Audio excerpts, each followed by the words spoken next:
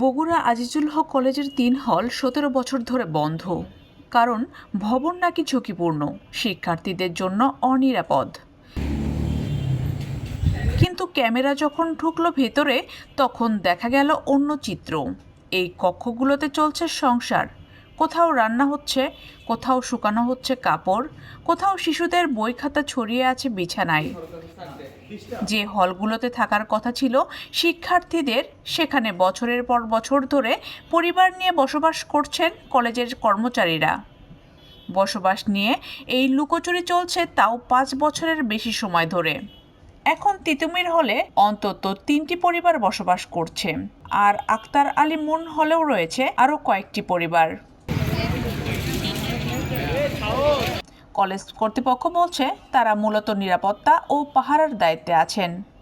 তবে অনুসন্ধানে জানা গেছে শুধু থাকার অনুমতি নয়, বিদ্যুৎ, পানি ও অন্যান্য খরচও বহন করছে কলেজ প্রশাসন।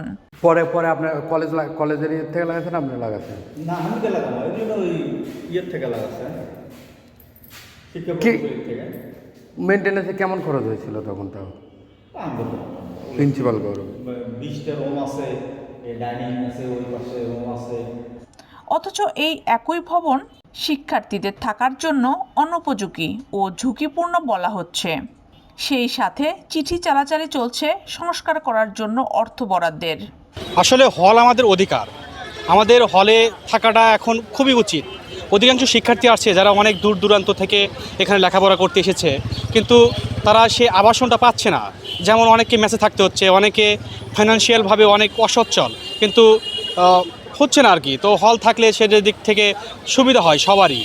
আমরা হলে থাকতে চাই, আমরা হলে ফিরতে চাই। এখানে দেখা যাচ্ছে যে 2009 থেকে আমাদের হলগুলো বন্ধ আছে, যার কারণে অনেক শিক্ষার্থী আছে যারা ভোগান্তির শিকার হচ্ছে। তো আমরা চাই যে অতি দ্রুত যেন হলগুলো খোলা হয়। এখানে দেখা যায় অনেক সময় কর্মচারীরা থাকছে, অনেক সময় দেখা যায় যে একটা হলে দেখবেন আপনি শূকর পালন হচ্ছে। তো এটা খুবই বিচ্ছিরি অবস্থা। আমরা কলেজ প্রশাসনকে অনুরোধ করব খুব তাড়াতাড়ি আমাদের হলগুলো যেন খুলে দেওয়া হয়। প্রশ্ন উঠছে, যদি ভবন এতটাই ঝুঁকিপূর্ণ হয়, তাহলে পরিবার নিয়ে বছরের পর বছর বসবাস চলছে কিভাবে? আর যদি বসবাসের উপযোগী হয়, তাহলে শিক্ষার্থীদের জন্য খুলে দেওয়া হচ্ছে না কেন?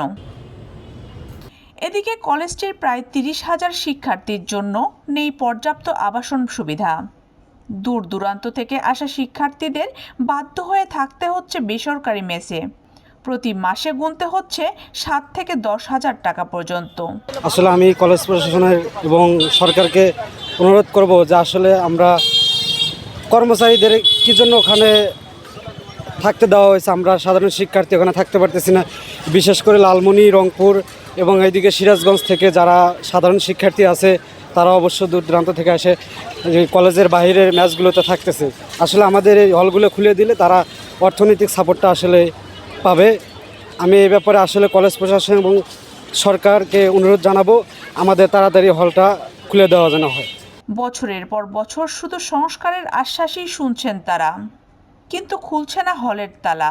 আমি আজিজুল হক কলেজের একজন সাধারণ শিক্ষার্থী হিসেবে বলতে চাচ্ছি, বিগত 2009 সাল থেকে আমাদের এই কলেজে হলটি বন্ধ হয়ে আছে।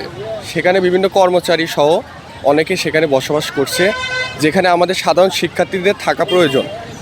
আমরা সাধারণ শিক্ষার্থীরা বিভিন্ন মেসে বাইরে, ক্যাম্পাসের বাইরে অবস্থান করছি। এটা আমাদের দিক থেকে দেখতেও খুব দৃষ্টিকটু এবং কলেজের জন্য এটা খুব খারাপ একটা অবস্থায় চলে গেছে। জনাব তারেক রহমানের দৃষ্টি আকর্ষণ করছি, খুব দ্রুত সম্ভব আমাদের ক্যাম্পাসের হলটি যেন খুলে দেয় এবং সাধারণ শিক্ষার্থীদের বসবাসের একটা উপযোগী করে তোলে। অন্যদিকে শেরে বাংলা একে ফজলুল হক হলের ভিতরে দেখা গেছে ভিন্ন দৃশ্য। সেখানে খুলে নেওয়া হয়েছে দরজা জানালা, চুরি হয়েছে সরকারি মালামাল।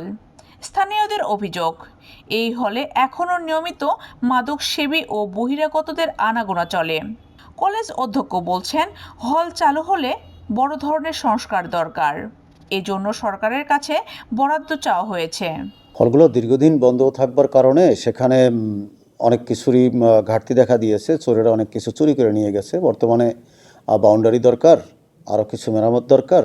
তো আমরা ঊর্ধ্বতন কর্তৃপক্ষকে অবহিত করেছি, হয়তো এইগুলো হয়ে গেলে শীঘ্রই খুলে দেওয়া সম্ভব হবে। তবে 17 বছর পরও প্রশ্ন একটাই, বন্ধ হলের ভিতরে যদি স্বাভাবিকভাবে পরিবার নিয়ে থাকা যায় তাহলে শিক্ষার্থীদের জন্য কেন বন্ধ রয়েছে ছাত্রাবাস?